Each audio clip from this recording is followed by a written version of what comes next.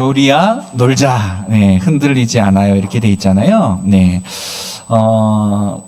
먼저 제가 이 강의안을 준비를 하면서 참 고민이 많았습니다. 먼저 여러분, 이 교리라고 말하는 게 벌써 듣자마자 좀 어때요, 느낌이?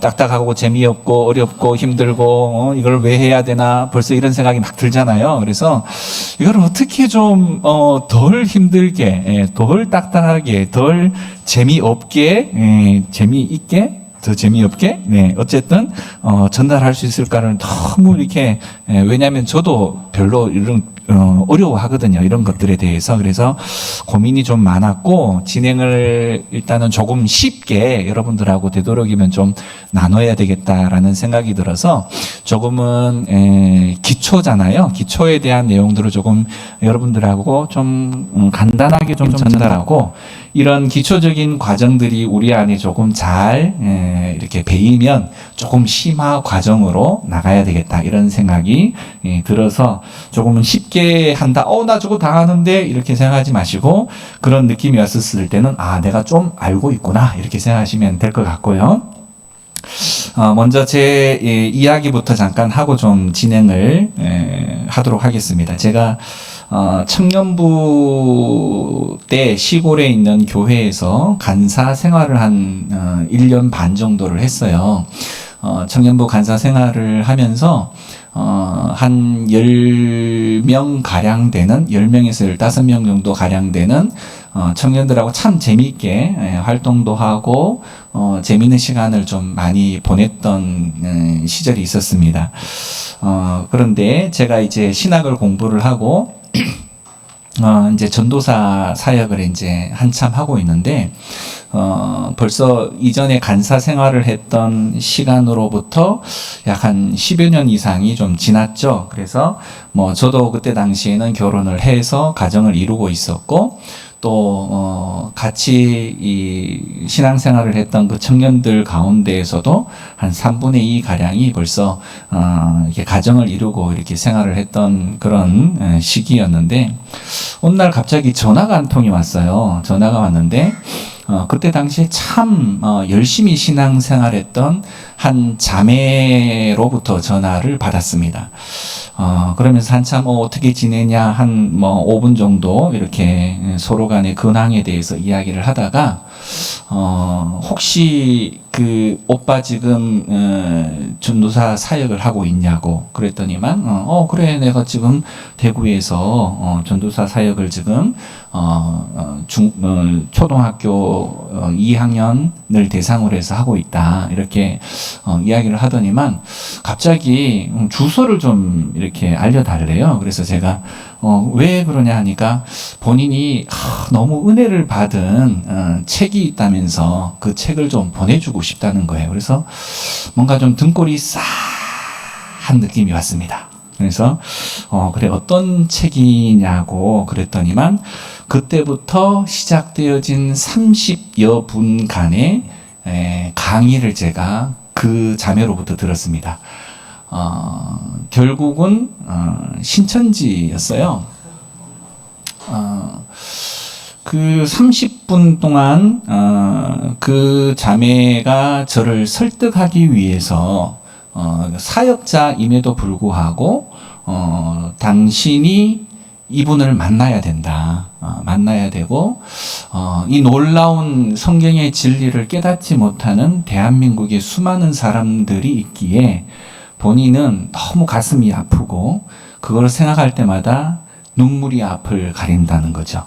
그러면서 실상 통화 중에 울먹이기까지도 하더라고요. 그래서 제가 참 너무 가슴이 아팠습니다. 그 자매가 한참 대학교에서 같이 신앙생활하고, 또 같이 여러 가지 공부를 해왔던 그런 시간들이 있었는데, 특히나 말씀에 대한 그런 갈구함이 깊었던 친구여서 더더군다나 더 어떻게 이렇게 되어져 버렸을까. 그래서 제가 괜찮다. 나는 지금 내가 믿고 있는 신앙에 대한 내용들에 대해서 조그마한 의심도 가지지 않고 있고, 이 부분에 대한 확신이 나에게는 있기 때문에 그 책이 특별히 나에게는 별 도움이 되어지지 않을 것 같다 하고 거절을 했는데, 나중에 다른 사람의 이야기를 통해서 듣게 되어진 이야기로는 그때부터 금식 기도에 들어갔대요, 그 자매가. 제가 지금 어떤 말씀을 드리려고 하냐면, 아무리 오래도록 신앙생활을 하고 아무리 오래도록 우리가 말씀을 들어도 내가 믿고 있는 하나님에 대한, 성경에 대한 바른 내용들을 내가 잘 세워가지 못하면 한순간에 우리는 휘둘릴 수 있고 옆길로 빠질 수 있다는 거예요. 특히 옆길로 빠지는 사람의 특징은요, 신앙생활을 대충 하는 사람이 빠지는 경우는 극히 드물어요. 신앙생활을 열심히 하고 특별히 말씀에 대한 욕구가 강한 분들, 이런 분들이 신비한 것을 경험하면 다른 것은 눈에 보이지 않습니다. 그리고 그 신비에 대한 내용들을 더 찾으려고 찾으려고 하다가 성경에 말하고 있지 아니한 신비의 영역까지도 찾으려고 애를 쓰다 보니까 옆으로 가게 되어진다는 거죠. 그래서 특히나 이제 많은 경우 신천지를 비롯해서 수많은 이단들은 예수 안 믿는 사람을 타겟으로 하지를 않습니다. 그들의 타겟은 항상 신앙생활을 열심히 잘 하는 사람을 대상으로 해요. 나중에 기회가 있으면 여러 이단에 대한 내용들도 한번 이 시간들을 통해서 좀 다루어 볼 예정인데요. 이분들은 특별히 예수 잘 믿는 사람들을 대상으로 하되 죄송합니다. 연세 60세 이상은 건드리질 않습니다. 그리고 장애가 있는 사람도 건들지 않습니다. 그리고 어린 아이들도 크게 대하지 않습니다. 기본적인 연령층 자체가 20대, 대학생으로부터 시작을 해서 3, 40대까지, 다시 말해서 최소한 2시간 이상 책상에 앉아서 누군가의 강의를 들을 수 있는 사람을 대상으로 합니다. 왜 그럴까요? 일단 자기네 교리를 가르쳐야 되잖아요. 그리고 기존에 있는 교리를 가지고 있는 지식을 무너뜨려야 되잖아요. 그러려면 최소한 한 자리에 앉아서 2시간 이상은 강의를 들을 수 있는 사람이어야 하는 거예요. 그리고 똑똑한 사람을 더 좋아합니다. 그 사람들이 한번 넘어가기 시작을 하면 수많은 사람이 그 사람의 논리 안에 다 잡혀오기 때문입니다. 그래서 명확하게 그들의 타겟은 정해져 있어요. 여러분들 가운데에서 여러분 그 위조 지폐를 판별하는 방법이 어떤 건지 아세요? 위조 지폐를 판별하는 가장 좋은 방법은 진짜 지폐를 뚫어지라 바라보는 겁니다. 우리가 우리의 이 신앙을 바로 잘 견고하게 지킬 수 있는 방법은요, 수많은 이단들에 대한 인포메이션, 정보를 열심히 공부하는 것을 통해서 우리가 우리의 것을 지킬 수가 없어요. 우리가 우리의 것을 지키기 위해서는 진짜 우리가 가지고 있는 바른 성경에 대한 지식을 정독하고 바로 이해하는 것에서부터 다른 이단으로부터 넘어지지 않을 수 있는 방법이 되는 겁니다. 그래서 결국은 우리는 나는 무엇을 믿고 있는가? 내가 믿고 있는 하나님과 신앙에 대해서 나는 어떤 지식을 가지고 있는가에 대한 내용들이 여러분 기초 작업 가운데 잘 있지 않으면요 순식간에 넘어갑니다. 순식간에. 예, 참으로 여러분들 다행이라고 생각하세요.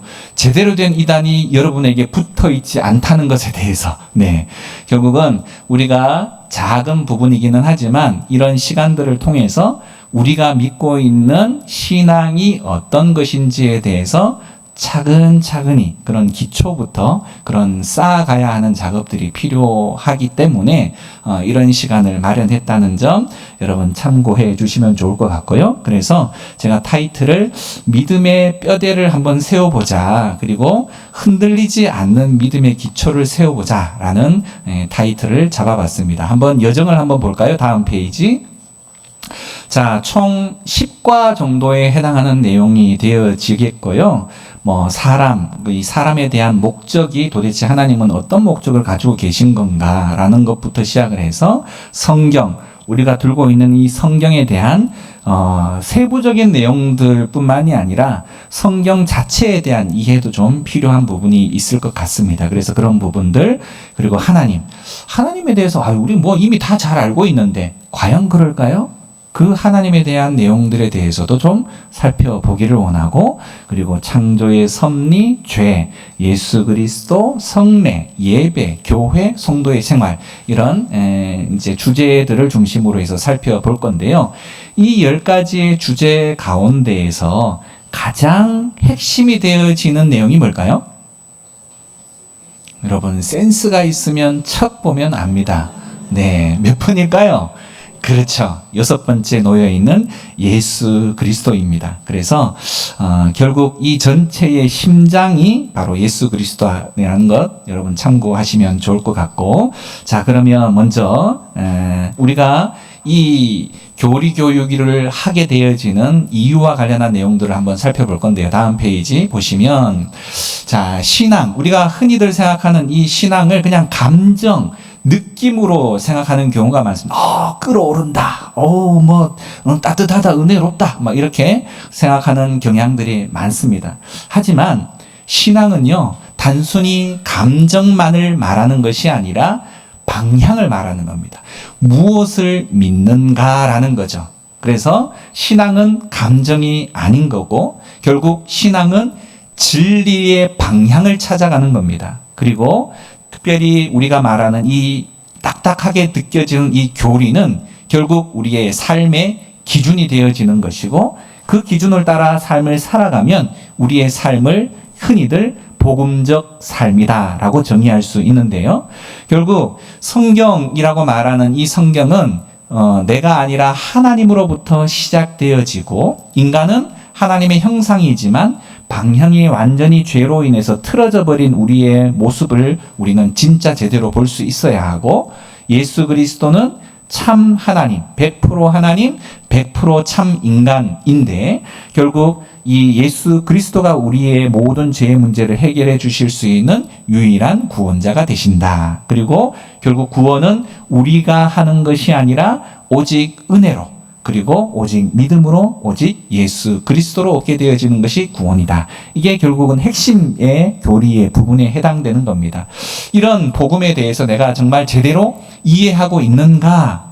결국 우리는 이해한 대로 믿고 또 믿는 대로 삶을 살아가게 되어져 있어요. 그래서 내 믿음의 정체성, 내 믿음의 방향, 내 믿음의 컬러가 어떤 것인지를 제대로 우리는 살펴보아야 하는 이유가 여기에 있습니다. 자, 그렇다면 한번 시작해 볼까요? 1과 나는 왜 사는가? 네. 자, 사람의 목적에 대한 내용들입니다. 우리가 이 내용들을 다룰 때에 보게 되어지면 사실상 여러분들에게도 한번 질문을 한번 드려볼까요? 여러분 왜 사십니까? 왜 살아요? 갑자기 실수가 나오기 시작을 하죠. 왜 그럴까? 자, 이 질문에 대한 명확한 대답을 사실은 특히 성도에게 있어서는 가지고 있어야 돼요. 왜 살아야 하는가? 많은 세상 사람들은 그냥 행복을 위해서 살죠. 이런 표현을 쓸 수도 있기는 한데, 우리 예수 믿는 사람들에게 있어서 이거는 정답이 있습니다. 정답. 예. 인생의 최고의 목적을 바로 한 문장으로 표현할 수 있어야 하는데요. 자, 다음 장을 보시면, 자, 핵심 진리가 나오죠. 우리 한번 읽어볼까요? 사람의 제일 되는 목적, 시작. 사람의 제일 되는 목적은 하나님을 영화롭게 하는 것과 영원토록 그분을 즐거워하는 것입니다. 네, 이게 바로 사람의 목적이에요.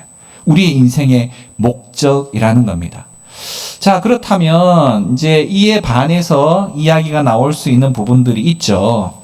하루하루도 분주하게 살아가고 있는 우리의 인생, 정말 저는 어디로 가는지 잘 모르겠습니다. 이렇게 표현할 수도 있고, 또 원하는 것을 사실상 이루어도 왠지 내 이 몸 안에 한켠에서는 좀 공허함들이 있을 수 있는 것을 우리가 때로 경험을 하기도 하죠. 또 농담이기는 하지만 어르신들 가운데는 죽지 못해 살아, 자, 이런 이야기를 하는 경우들도 있습니다. 하지만 성도에게 있어서, 믿는 사람들에게 있어서의 사는 목적은 분명한 거예요. 바로 하나님을 영화롭게 하는 것, 그리고 그분을 영원토록 즐거워하는 것이 바로 인생의 목적이다라는 겁니다.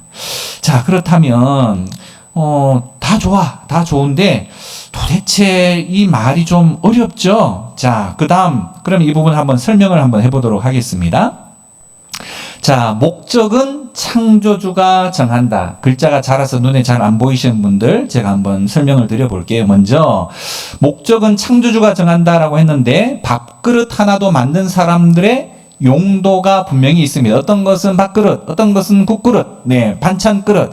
자, 이렇게 용도에 따라서 만들게 되어지는데, 하물며 하나님께서 사람을 지으실 때 목적 없이 지었을 리가 없다는 겁니다. 결국 나의 이 땅 가운데에서의 존재의 목적은 바로 내가 목적을 스스로 만들어내는 것이 아니라 이미 나를 창조하신 분에게 그 목적이 있다. 이제 그분께로 이제 우리는 찾아가야 된다는 거죠.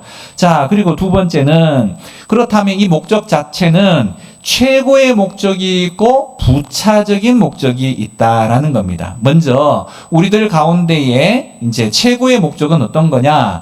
자, 부차적인 목적은 어떤 거냐? 이런 걸 살펴보면, 부차적인 목적이야 좋은 직장을 얻고 또 가정의 행복을 얻는 것, 이런 것도 하나의 목적일 수 있죠. 하지만 이런 것은 어디까지나 부차적인 목적이라는 겁니다. 자, 부차적인 목적이고 인생의 궁극적인 목적은 따로 있다는 것인데, 그게 바로 오늘 하나님의 영광을 위한 것이다 라는 겁니다. 자, 그렇다면 우리 영광 송영광님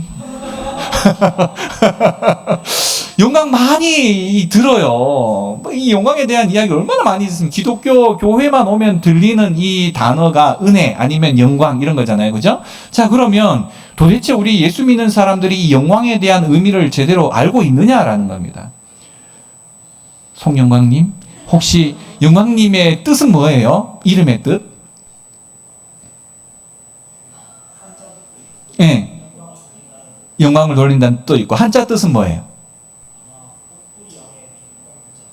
빛, 광자. 자, 빛이 나네. 자, 갑자기. 자, 우리가 이 하나님 앞에 영광을 돌린다라는 의미를 여러분 설명할 수 있어요? 이게 좀 어려워요. 그죠? 많이 듣긴 하는데 어려워요. 그래서 좋은 예를 한번 드려봅니다. 자, 위대한 우리 지휘자, 금난세 씨. 여러분 아시나요? 혹시?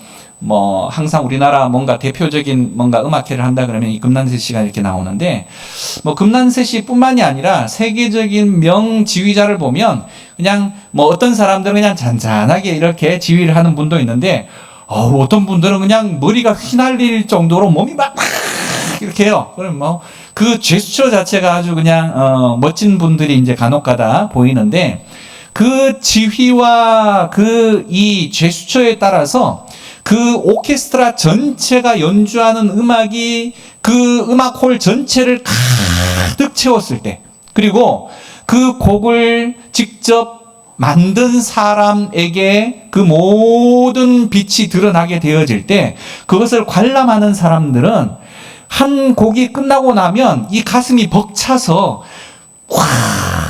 어떻게 해야 될지를 몰라. 그러면 보통 음악회가 끝나면 보이는 피드백, 반응이 있어요. 어떻게 하죠? 그렇죠. 나도 모르게 그냥 기립박수 일어나서, 요즘 보면 콘서트나 또는 우리 그 경연대회에서 가수들이 경연대회에서 나와서 자신의 역량을 최대한 끌어올려서 이렇게 표현하는 그런 음악회나 또는 이제 경연대회가 끝나면 그냥 자기가 좋아하는 가수의 그 열창을 듣고 난 이후에 그냥 나도 모르게 일어나서 와 박수를 막 치는 경우가 있잖아요. 그 박수가 바로 영광을 돌린다라는 의미입니다.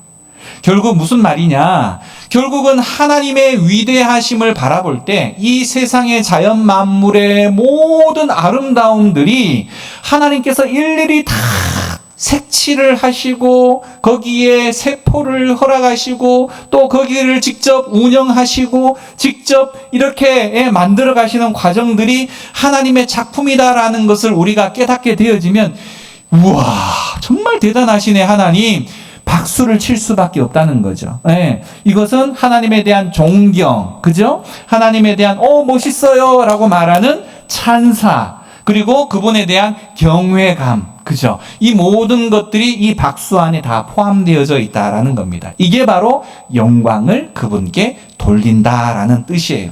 그래서 이 영광은 단순히 종교적인 행위가 아니라 관계 안에서의 반응이에요.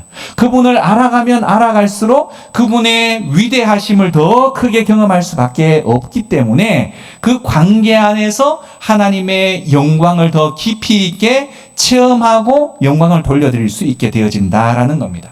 자, 그래서 이 바로 사람의 목적 가운데에서 즐거움에 대한 파트 영역을 보시면 하나님은 의무의 대상이 아니라 우리의 최고 기쁨의 대상이 되어진다는 거죠. 왜? 관계 안에서 그분이 우리를 향한 놀라운 사랑과 은혜가 있기 때문에 그래서 하나님의 영광은 바로 가장 확실하고 멋지게 표현되어진 것이 십자가의 사랑이라는 거죠. 십자가 안에서 우리를 위해서, 나를 위해서 대신하여 생명을 내어주신 놀라운 사건. 그것으로 인해서 우리는 하나님 앞에 감사를 표현할 수밖에 없다라는 겁니다. 그죠? 그래서 이것을 영광을 돌리는 것. 우리의 평생의 삶이 이 하나님 앞에 영광을 돌려야 하는 삶이다. 그분을 기뻐하는 삶을 살아야 한다. 이런 의미가 되는 겁니다. 자, 그렇다면 이것을 적용을 한번 해보면 좋겠습니다. 그 다음 페이지. 자, 보시면, 자, 삶으로 연결을 하는 부분인데요. 자, 세상 것에 최종 기쁨을 두게 되어지면 그 기쁨은 반드시 사라질 날이 오게 됩니다. 영원한 것은 하나님 한 분밖에 없기 때문이죠. 여러분 인정하십니까? 네. 두 번째, 하나님을 궁극적 목적으로 삼는 사람은 아파도 실패해도 늙어도 죽음 앞에서도 소망이 흔들리지 않을 수 있다라는 거죠. 자, 이 부분에 대한 내용들, 물론 이제 우리가 이 부분을 이해할 때 하나님을 목적으로 삼으면 만사 형통이다. 자, 그런 의미를 말하는 것이 아니라 우리의 모든 소망이 당장 무너지는 것처럼 보여도 결코 하나님께서 우리를 지키시고 보호하신다라는 그 약속은 무너지지 않는다라는 겁니다. 자, 그래서 우리는 어떻게 한번 이번 주를 살아보기를 원하느냐? 일상의 선택 중에, 여러분의 일상의 선택 중에 하나를 이 하나님의 영광이라고 말하는 이 기준으로 한번 살아보았으면 좋겠다라는 겁니다. 여러분 스스로가 이 한 주간에 대한 내용들에 대해서 그 영광에 대한 내용들이 어떻게 적용되어질 수 있느냐? 바로 오른쪽 편에 있는 말씀 고린도전서 10장 31절인데 같이 읽어볼까요? 시작. 그런즉 너희가 먹든지 마시든지 무엇을 하든지 다 하나님의 영광을 위하여 하라. 그래요.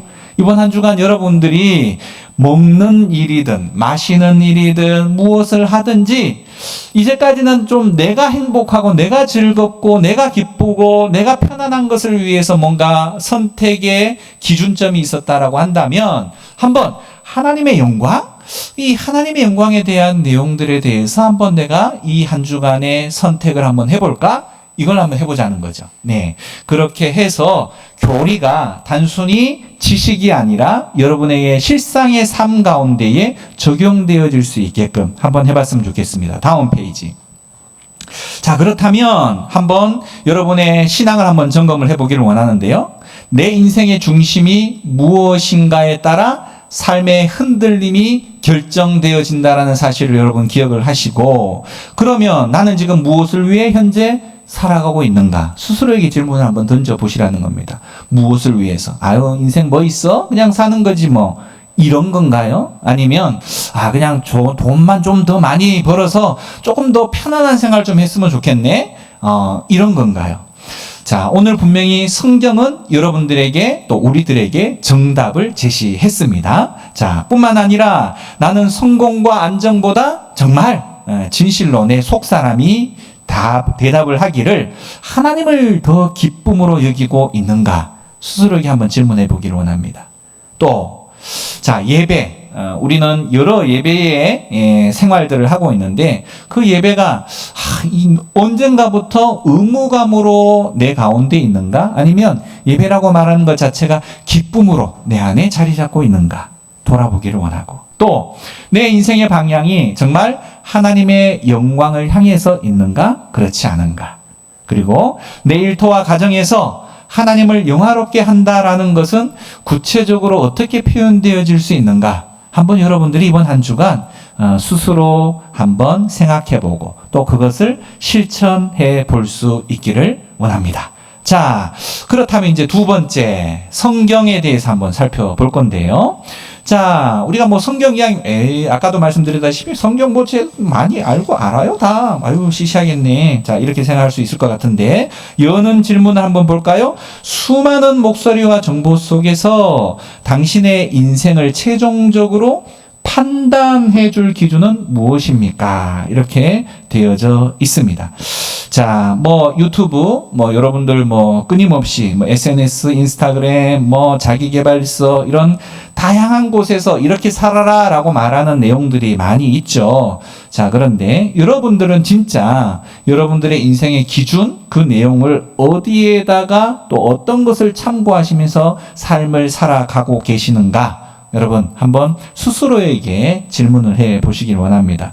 뭐 어떤 경우는 부모님 말씀이 중요하죠. 그다음에 네이버나 아니면 챗 GPT에게 물어보면 되죠. 아니면 이 센스, 직감이 있잖아요. 직감으로 그냥 살아요. 자, 이렇게 여러 가지 대답이 나올 수 있겠지만, 자, 오늘 분명히 성경에 대한 내용들을 통해서 여러분의 신앙 또 삶의 기준을 한번 새롭게 해 보기를 원합니다. 자, 넘어가 볼까요? 자, 실상 우리의 현실은 어떤가요? 자, 검색 한 번이면 답이 쏟아지는 시대를 살아가고 있습니다. 뭐 과거에는 버퍼링이라도 있었는데 요즘 버퍼링도 없어요. 금세 바로바로 나오죠. 무엇이 진리인지 점점 알기가 쉬워지는 것처럼 보이지만 더 어려워졌어요.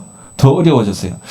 옛날에는 네이버만 그냥 내 친구였으면 되는데 요즘은 친구가 너무 많아. 친구가 너무 많아가지고 구글도 친구라 그러지, 네이버도 친구라 그러지, 챗GPT도 친구라 그러지, 뭐 요즘은 뭐 챗GPT 형태의 수많은 각양각색의 이런 인공지능에 대한 내용들이 오다 보니까 얘네들이 똑같은 대답을 해주면 너무 고맙겠는데 다 다른 답을 줘. 그러면 누구를 믿어야 될지를 모르겠어요. 일명 인공지능조차도 다양한 대답을 내놓고, 옛날에는 그냥 텔레비전 뉴스 한번 보면 그 모든 정보와 시사와 내용들을 다 그냥 꿰었어요. 그냥 그대로 믿었으니까. 그렇지 않아요? KBS, 국민의 방송입니다. 네, 그렇죠. 국민의 방송 하는 소리 다 들어야죠. 다 믿어야지.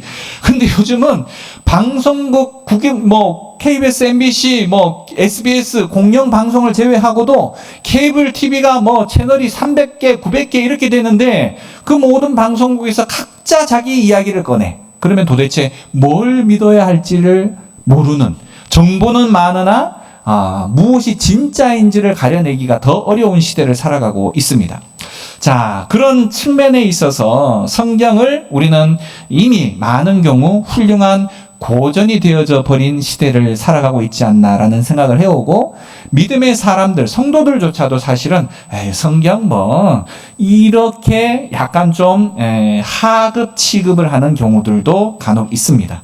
또 성경을 읽어야 한다라는 부담 있어요, 없어요? 다 있습니다. 여러분 1월 초에 성경 일기표 다 나눠드렸는데 여러분 어떻습니까? 벌써 저는 다 한 번 다 읽고 새로운 거로 체인지했어요 라고 말하는 분 손 한번 들어보세요. 자, 읽으셔야 합니다. 네. 자, 하지만 성경을 펼치면 어렵게만 느껴지다 보니까 항상 매해마다 창세기는 그나마 지나가는데 출애굽기까지도 억지로 넘어갔는데 레위기 가서 다 두 손 두 발 다 들고 내년에 다시 하지 뭐 이런 일들이 많이 벌어지죠. 자, 여러분 그런 내용들이 있다 손 치더라도 작심삼일을 또 반복해서 내일 다시금 시작하고 작심삼일 또 실패하면 그 다음날 3일이 지난 뒤에 또 작심삼일 계속 하다 보면 어떻게든 읽게 될 줄로 압니다. 여러분 어쨌든 포기하지 마시고 올해 한번 성경을 끝까지 한번 가보겠다 이렇게 결심을 하고 한번 진행해 보시기를 바라겠고요. 자, 그렇다면 우리 핵심 진리를 한번 볼까요? 디모데후서 3장 16절과 베드로후서 1장 20절과 21절에 나와 있는 핵심 진리 신구약 성경은 시작.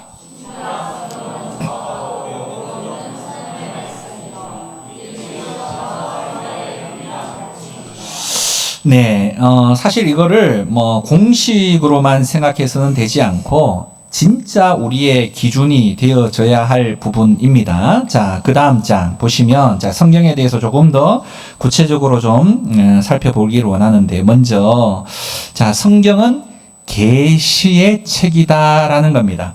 네, 계시. 타락한 인간은 사실상 우리가 스스로 하나님을 나 하나님 알아요. 하나님 만날 수 있어요. 할 수가 없습니다. 하나님은요, 우리가 찾아서 만날 수 있는 분이 아니고 그분이 우리에게 나타나 보여주실 때만 볼 수 있어요. 그분이 우리에게 자신에 대해서 드러내 보여주시는 것만 우리는 볼 수 있어요. 자, 그런 의미에서 계시라고 말하는 것이 자기 자신을 드러내 보이신다라는 의미가 바로 계시인데 이 계시에는 두 가지의 의미의 계시가 있습니다. 첫 번째는 일반적인 계시인데 이 일반적인 계시는 우리가 뭐 가만히 보면 여러분들 집에 뭐 화초 키우시는 분 집에 우리 집에 가면 뭐 이런 꽃도 키우고 이런 식물도 키워요. 네. 뭐 안 드는 분은 별로 마음에 안 드네. 자, 저도 좀 꽃이나 식물을 좀 좋아하는데 이게 보통 까다로운 게 아니더라고요. 뭐 조금만 물을 많이 주면 그냥 물을 많이 먹었다고 죽고 어떤 경우는 또 물을 너무 안 줬다고 또 죽고 얘네들은 도대체 뭘 원하는지를 모르겠어. 뭐 대화라도 좀 통하면 SOS 이렇게 좀 이렇게 하면 가서 어떻게 물을 양을 조절해 줄 텐데 이게 종류별로 다 달라요. 물 주는 양도 다르고 또 빛을 봐야 하는 종류도 다르고 어떤 경우는 얘는 광합성 때문에 빛을 봐야지 식물이 꺼내놨더니만 타 죽어버렸어. 이게 도대체가 뭐 이렇게 꼭 빛이 필요한 것만도 아니고 어렵더라고요. 자, 이 화초 하나 키우는 것도 너무 힘든데 여러분 북한산 우리 가장 가깝잖아, 그죠? 그 산에 깔려있는 수많은 나무들 그 수많은 식물들 수많은 꽃들 여러분 만약에 대한민국 사람들이 저 북한산을 다 관리를 해야 된다고 생각을 해보세요. 매일 가서 물 줘야 돼. 매일 가서 잡초 뽑아줘야 돼. 매일 가서 지렁이 잡아줘야 돼. 뭐 이런 거 한다 그러면 사람들이 저 북한산만 관리하다가 다 나자빠질 것 같아. 그렇죠? 네. 그런데 그렇게 하나요? 전혀. 물론 관리하는 분은 있지만 이렇게까지 집에 화초를 키우듯이 하는 사람들은 거의 없어요. 그러면 누가 하죠? 때가 되면 지가 알아서 피고 때가 되면 지가 알아서 지고 그렇지 않나요? 해가 바뀌면 또 알아서 피고 해가 바뀌면 또 알아서 집니다. 저절로 되는 걸까요? 우리는 흔히들 그냥 자연이 저절로 되는 거야 라고 말하지만 그 뒤에 숨겨진 하나님의 섭리와 손길이 있다는 것 믿음의 사람들은 시인할 수밖에 없죠. 그렇습니다. 결국 이 모든 것들에 대한 내용들을 알면 알수록 하나님의 놀라운 손길에 대해서 우리는 감탄할 수밖에 없는 사실이 벌어집니다. 어디 자연 만물만 그렇겠습니까? 저 우주에 대한 내용들, 이 지구상에 있는 산소의 포화도에 대한 내용들, 산소의 농도가 조금만 높아도 우리가 높은 산에 올라가면 숨쉬기 어렵잖아요. 네, 산소의 농도가 많거나 줄기 때문에 그런 현상이 벌어지는 거죠. 또 기압 때문에 조금만 우리가 저 땅굴 속으로 내려가거나 바다로 들어가면 숨쉬기가 또 어려워요. 이 모든 인간이 살아가기에 최적의 조건, 또 지구와 태양 사이, 지구와 달의 그 사이의 거리가 일정한 간격을 유지하지 못하면 조금만 지구가 태양 가까이 가면 다 죽어요. 조금만 거리가 멀어지면 얼어 죽어요. 아시죠?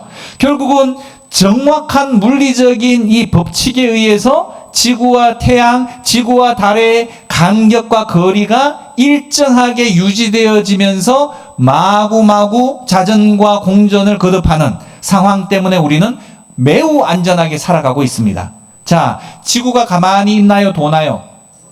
돌아요. 여러분 안 어지러우세요? 막 지구가 돈다는데? 이 자전과 공전의 법칙 자체도 우리가 느끼지는 못하지만 여전히 지금 움직여지고 있는데, 이렇게 우리가 혼란스럽거나 어지럽지 않을 만큼만 움직여지고 있는 거예요. 이 얼마나 신묘막측한 일인지 모릅니다. 그래서 알면 알수록 하나님의 손길에 대한 내용들에 대해서 놀라운데, 이것은 하나님이 하시는 일이야 라고 말할 수 있는 사람들은 바로 하나님 앞에 영광을 돌리고, 이거 몽당 귀신이 하는 거야, 산신령이 하는 거야. 자, 이런 놀라운 사실에 대해서 각양각색의 신들을 찾아가는 수많은 사람들이 있습니다. 왜 그렇죠? 분명한 대상이 발표되지 않았기 때문에 그렇습니다. 그래서 각자의 신을 찾는 거예요. 그분께 영광을 돌리는 거죠. 그럴 때 일반적인 드러남, 계시에서 그 대상이 누군지를 분명하게 이야기해주는 특별한 계시가 뭐냐? 그분은 몽당 귀신이 아니고 누구다? 하나님이야. 창세기 1장 1절 뭐라고 이야기합니까? 태초에 하나님이 천지 하늘과 땅을 창조하시니라. 그렇죠. 그 대상이 누구냐라고 말할 때 하나님이야 라고 성경 맨 첫 바닥에다가 그 내용을 적시하는 겁니다. 이것이 바로 특별한 계시예요. 특별한 나타나심, 하나님에 대해서 명시하는 것을 특별한 계시라고 해서 바로 하나님에 대해서 이야기를 해준다라는 거죠. 그래서 성경은 계시의 책이다. 누구를 계시한다? 하나님을 계시한다라는 의미입니다. 자, 두 번째, 영감의 책입니다. 왜 영감만 이야기합니까? 네, 할머니도 있는데, 네, 영감 아닙니다. 영감입니다. 자, 약 1600년간 40여 명의 저자가 기록을 했어요. 1600년. 여러분, 감이 오십니까? 이 오랜 시간의 내용들, 그리고 수많은 사람들이 기록을 했음에도 불구하고 그 주제가 흐트러지지 않아요. 일맥상통하게 한 방향으로 흐르고 있다라는 것을 생각을 해보면, 이것은 그냥 사람이 인위적으로 기록한 것이 아니라 하나님의 특별한 의도가 이 가운데 있다라는 것을 우리는 인정할 수밖에 없다는 거죠. 그래서 저자들은 자기 생각을 기록한 것이 아니라 하나님의 감동, 하나님의 특별하신 이 간섭을 통해서 쓰게 되어진 책이다라는 의미입니다. 자, 그리고 성경은 총 몇 권일까요? 네, 우리 주일학교 때 배웠던 방식입니다. 성경은 한 권인데 이게 왜 66권이지? 자, 성경은 합본이죠. 합본. 신약과 구약으로 나뉘어서 신약은 몇 권일까요? 27권. 아우, 갑자기 어려워집니다. 숫자 얘기하니까. 구약은 몇 권일까요? 39권. 자, 그래서 이것을 주일학교 때 좀 쉽게 가르치는 방법이 뭐죠?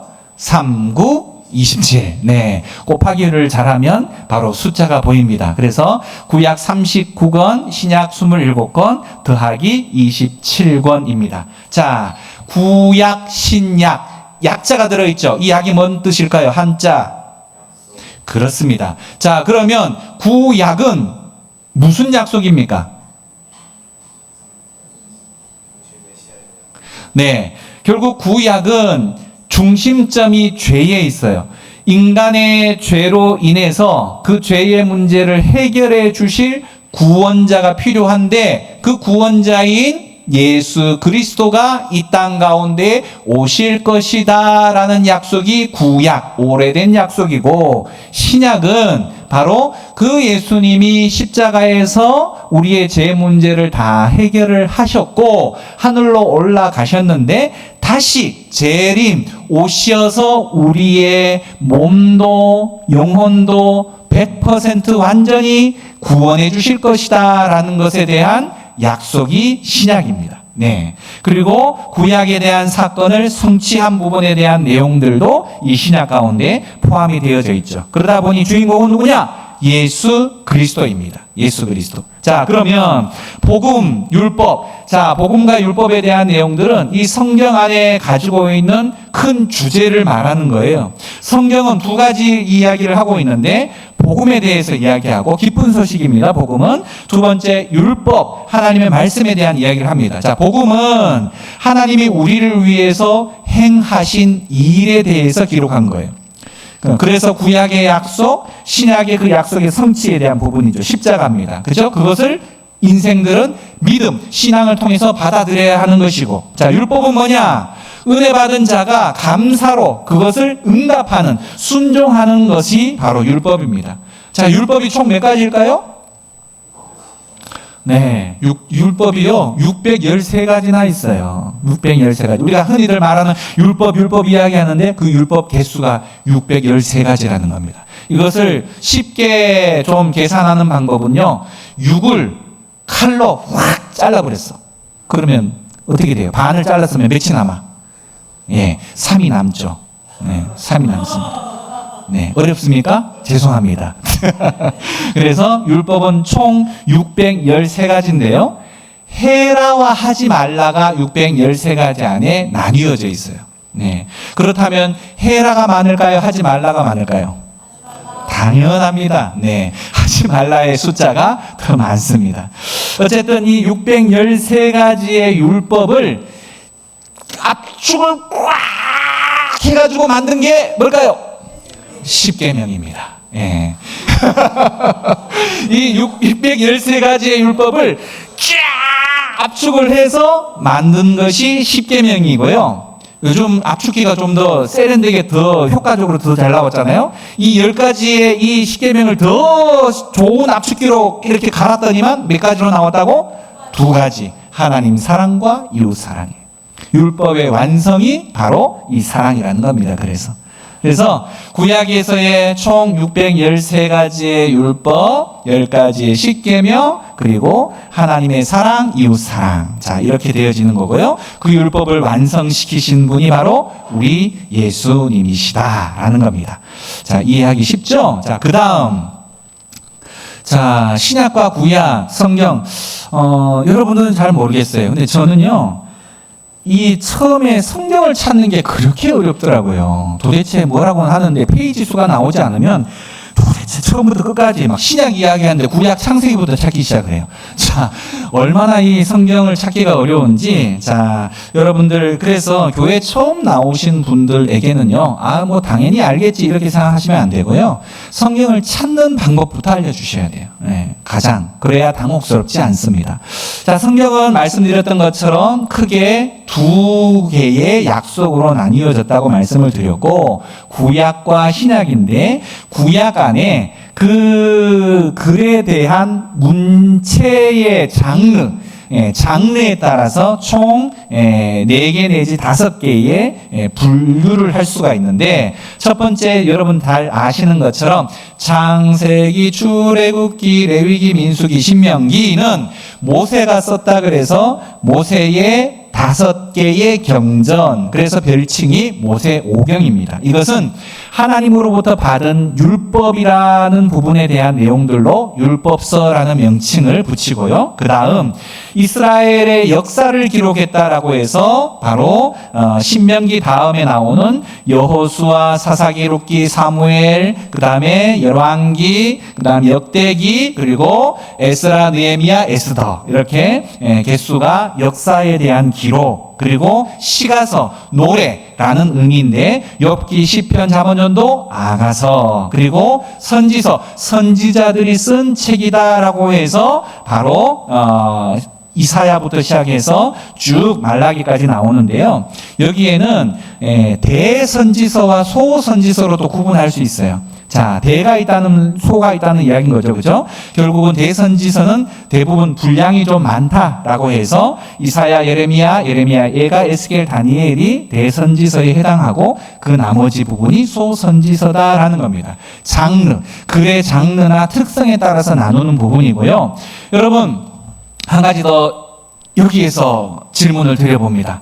성경은 시간대 순서로 쓰여져 있다. 맞으면 O, 틀리면 X.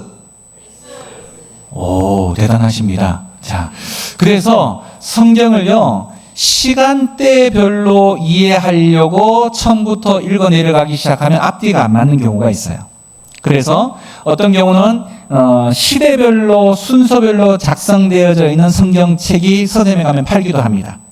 그래서 나중에 한번 연대별, 시기별 이렇게 한번 나뉘어져 있는 그런 내용들로 성경을 한번 살펴볼 기회도 있을 것 같고요. 자, 신약은 사복음서로 되어 있습니다. 복음서, 마태, 마가, 누가, 요한 복음인데요.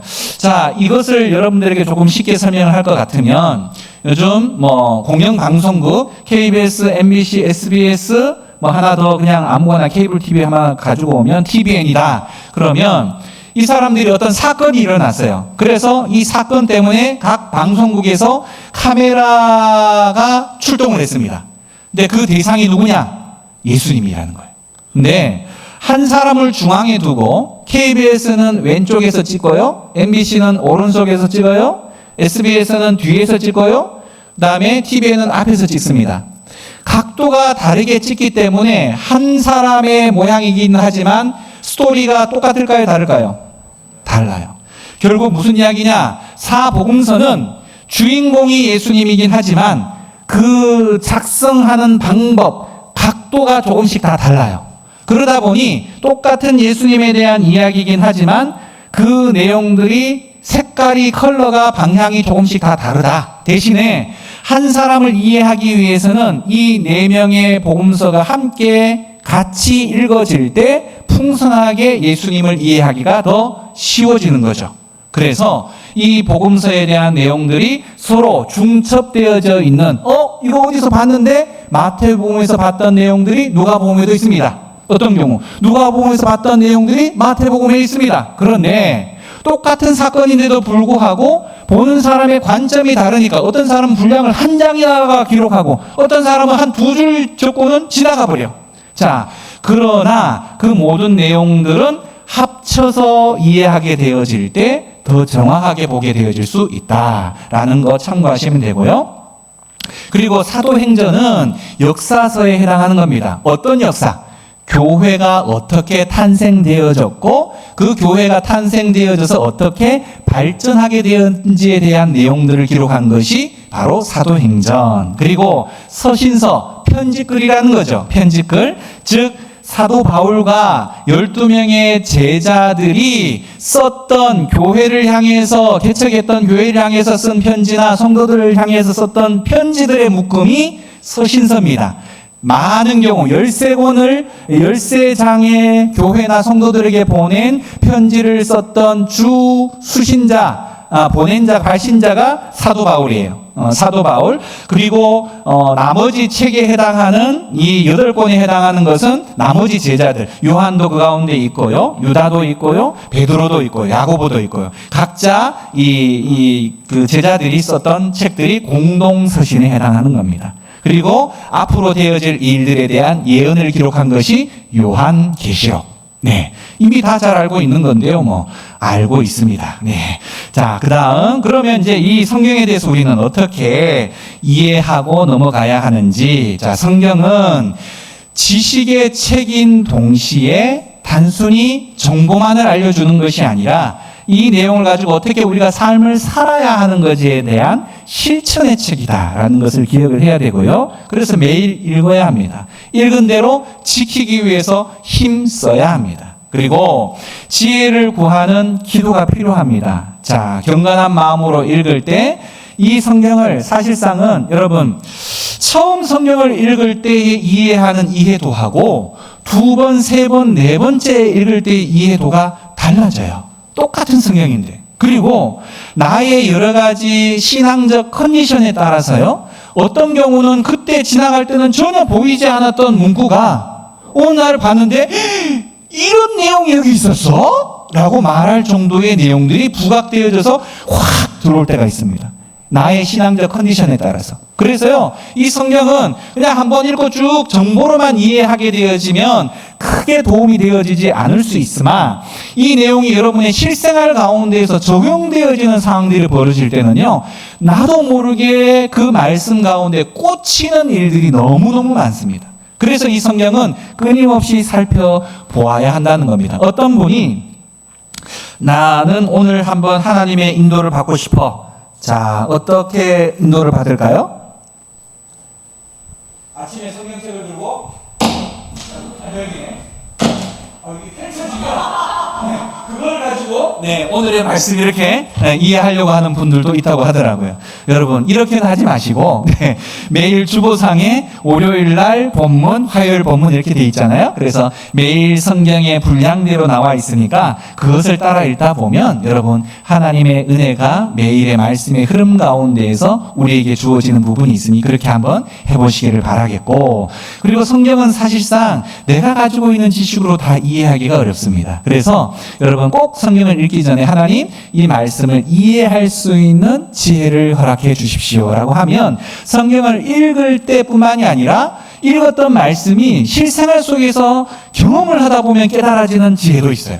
그래서 여러분, 꼭 말씀을 읽기 전에 하나님의 지혜를 위해서 기도해야 한다라는 것, 그리고 말씀은 우리를 하나님 사람으로 온전하게 만드는 유익이 있어요. 그리고 선한 일을 행할 능력이 있습니다. 우리는 이기적이잖아요. 그래서 남들에게 뭘 하려고 합니까? 그런데 끊임없이 성령의 열매에 대해서 이야기해서 온유하라 그러고 자비하라 그러고 막 이러니까 실천을 해야 되긴 해야 되겠는데 이거 참 마음에 우리 안에 동기를 주시죠.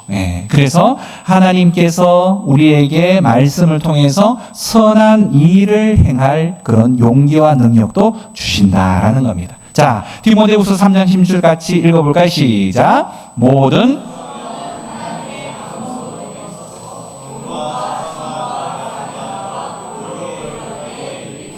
네, 그렇습니다. 자, 그 다음 장 보시면, 자, 이제 여러분의 이 말씀에 대한 어떤, 한번 점검하는 내용들, 말씀이 실제 내 삶의 결정을 바꾸었던 경험이 있는가?